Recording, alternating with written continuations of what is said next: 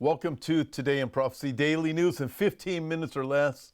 News from the perspective of the Bible. Well, experiments to dim the sun will be approved within weeks. Coming out of the Telegraph in the UK, a Democrat county attorney lets anti-Tesla terrorists off the hook. And let's begin here. The Trump administration launches the biggest shakeup in decades at the State Department. The Trump administration has begun an aggressive shakeup at the State Department that will close 132 agency offices, including those launched to further human rights, advance democracy overseas, counter extremism, and prevent war crimes. The plans to reorganize the leading foreign policy agency in the U.S. are outlined in internal documents obtained by the Free Press.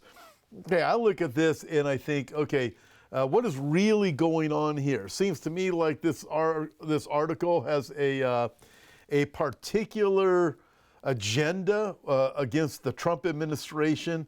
Listen, here's the reality of it. Doge so far has exposed billions of dollars that have gone to waste, gone to these black holes, like the very things that are spoken of here. Human rights organizations, advancing democracy overseas, counter extremism, and prevent war crimes. You've got to be kidding me. So I look at this article, I'm thinking what it is some people are really upset because they're losing their jobs. Some politicians are really upset because their cash cows are disappearing. And some in the mainstream media are really upset because much of the money that they had that was coming in is coming in through these fake organizations that Doge exposed. In fact, I mean, I've wondered about this for a long time. I'm sure many of you have also.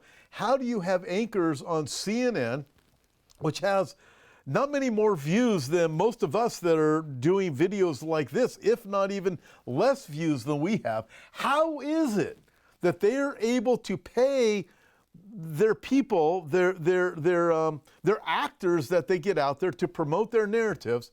How are they able to pay them the millions and millions of dollars each year that they're able to do it and staff them? Listen, it's a struggle just to get by. We can barely get by. And you look at it and you go, you've got to be kidding me. Where's all this money come from? Here's the reality of it. It's all been exposed. So when I see an article like this, I'm just thinking this is just obvious what's really going on. They're bothered. So they say, for organizations to further human rights? No, we know what that's about. We've seen the transgender policies and all of the other insane things that are going on. Human rights, really? Like making sure that men can compete in women's sports?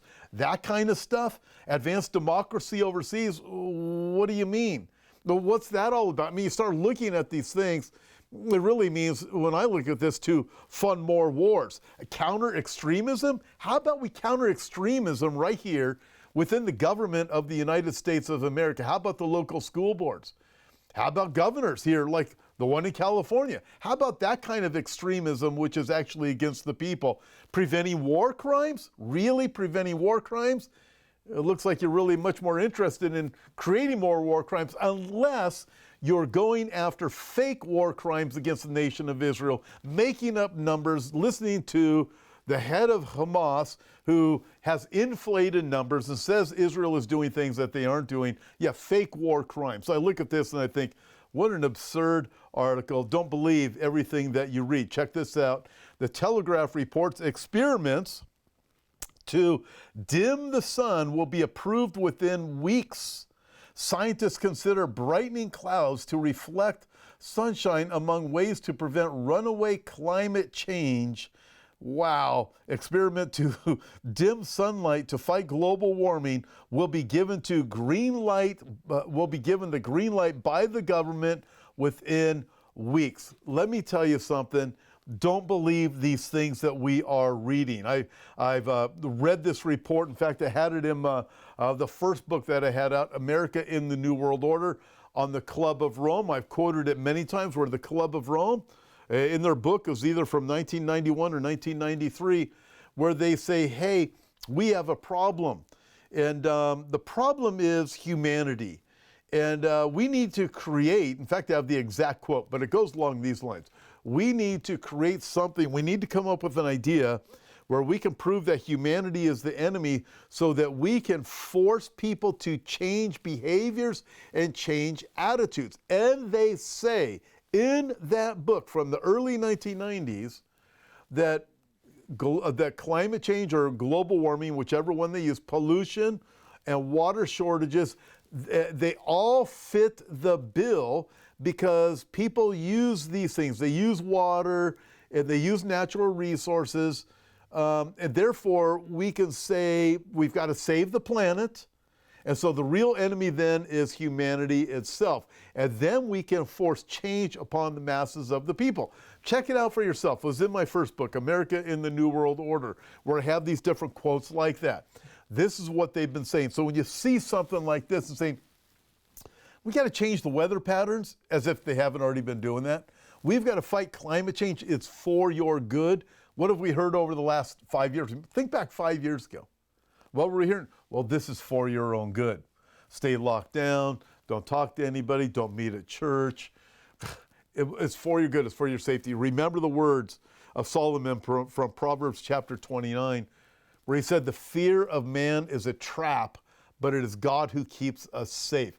This is more of their fear-mongering, more of their nonsense, and as they said in their own words, we want to change human behaviors. We want to control the masses. Therefore, let's use the climate. Let's use Mother Earth to manipulate the masses and say we've got to save the planet. Also a reminder, Romans chapter 1, where the people will worship the creation rather than worship the Creator. Moving on from there. Look at this. China and Egypt conduct first ever joint military drill near the Israeli border. Beijing's growing regional footprint raises concerns in Jerusalem as foreign powers increase military presence in the Sinai. In a significant shift in Middle Eastern geopolitics, China and Egypt launched their first joint military exercise near the Israeli border, a move closely watched by Israeli defense officials. The drill, titled Eagles of Civilization 2025, began on Sunday at Wadi Abu Rish Air Base, about 100 kilometers west of the Gulf of Suez, and is scheduled to run through mid-May. The operation involves advanced Chinese J-10C fighters, KJ-500 early warning aircraft, and refueling airplanes alongside Egyptian MiGs, making it the first overseas deployment of China's KJ-500, a strategic asset comparable to Russia's A-50. China and Egyptian defense ministries described the drill as a move to deepen military cooperation and trust, while Israeli observers and Western analysts see a more complex strategic picture. This is a reminder that our partners have options, said General Joseph Votel, former U.S. CENTCOM commander. China is positioning itself as a viable military supplier and strategic partner over there in Egypt, right there on the border of Israel.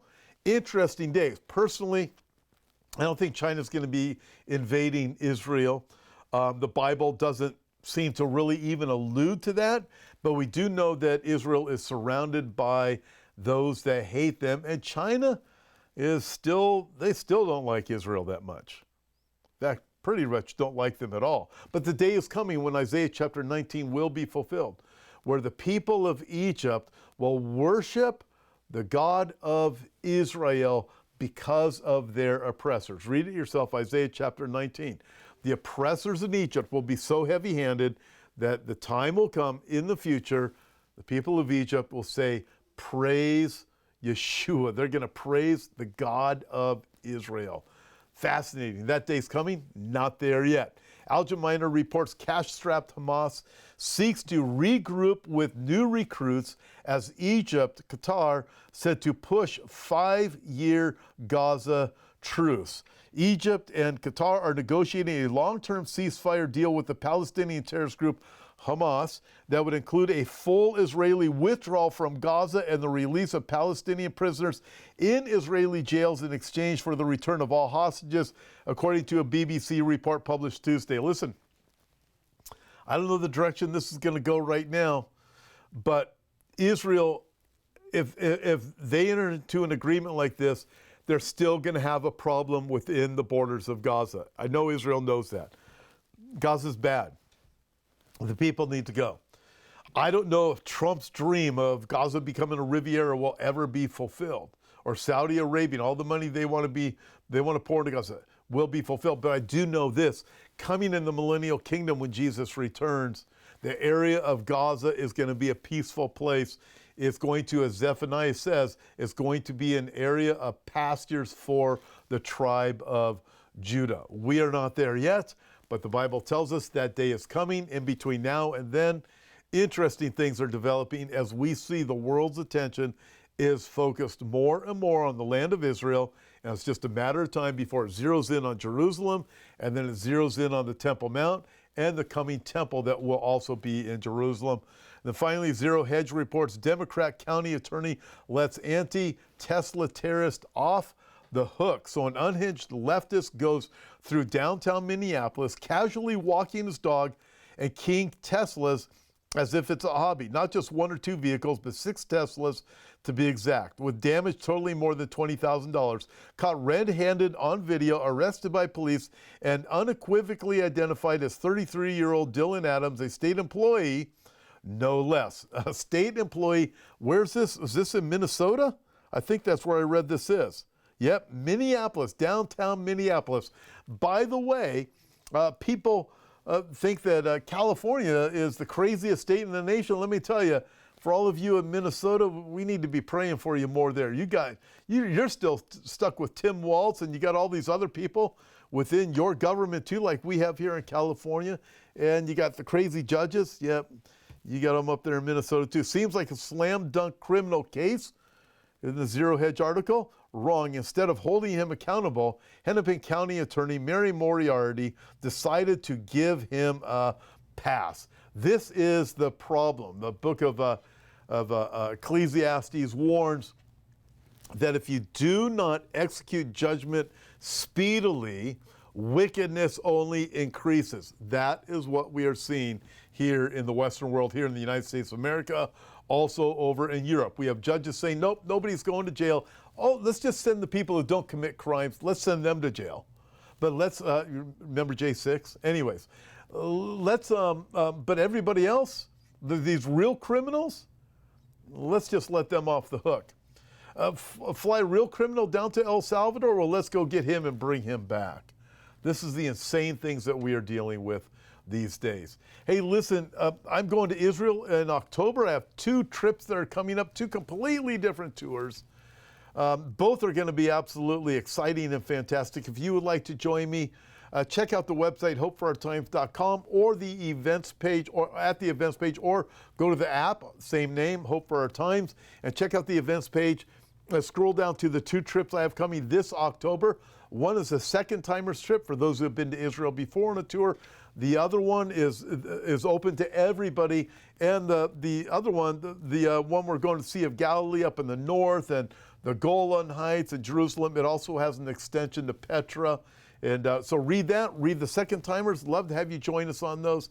Either of them, they're both going to be absolutely superb. God bless you guys, and look forward to seeing you next time.